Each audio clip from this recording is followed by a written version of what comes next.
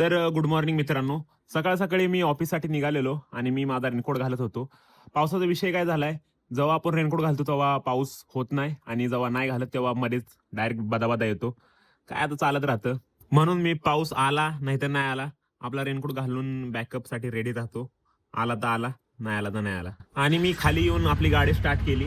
गाडीला थोडी वॉर्म होऊन दिली, कारण की पावसाचे दिवस आहेत. थोडा इंजिन थंड होतं, त्यामुळे थोडं गरम होऊन दिलं. आणि कसा-बसा ऑफिसला पोहोचलो आणि मी माझ्या कामाला लागलो. त्यानंतर आनंद भैयाने मला मस्त अशी ब्लॅक कॉफी दिली आणि लंच नंतर मी पार्कमध्ये गेलो होतो आणि माझं अचानक लक्ष एका भैयाकडे गेलं. भाई फुल टाईट होऊन इथं आडवा पडलेला पावसात. काय बोलत याला. आणि तेवढ्यात मला एक डॉगेश भाई दिसला. त्याची पण मला वाटतंय लंचसाठी सुट्टी झालेली आणि तो लंच करून तो पण वॉकिंगसाठी आलेला.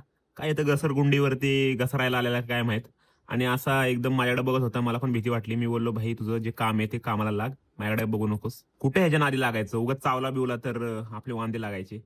त्यानंतर संध्याकाळी पीसी बंद केला आणि खाली जाऊन बघतोय तो काय पक्षाने माझ्या गाडीवरती कार्यक्रम केला होता. तेवढ्यात अभयनं त्याची पाण्याची बॉटल काढली आणि आपल्या हाकेला धावून आला आणि आपल्या शीटवरती पाणी ओतून ती घाण उडवली. त्यानंतर मी माझ्या लहान भावाचा चष्मा घ्यायला आलो होतो.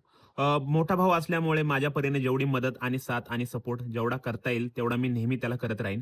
कारण मोठा भाऊ असल्याचे कर्तव्य हेच तर आहे, अजून काय. त्यानंतर मी बेकार ट्रॅफिक मध्ये अडकलेलो आणि कसाबसा सुटून मी त्यानंतर जिमला गेलो.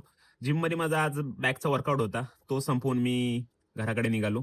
तर मित्रांनो, आजचा ब्लॉग तुम्हाला कसा वाटला आणि तुमचा फेवरेट पार्ट कुठला होता ब्लॉग मला तुम्हाला नक्की सांगा आणि भेटूया पुढच्या ब्लॉग मध्ये. चला बाय.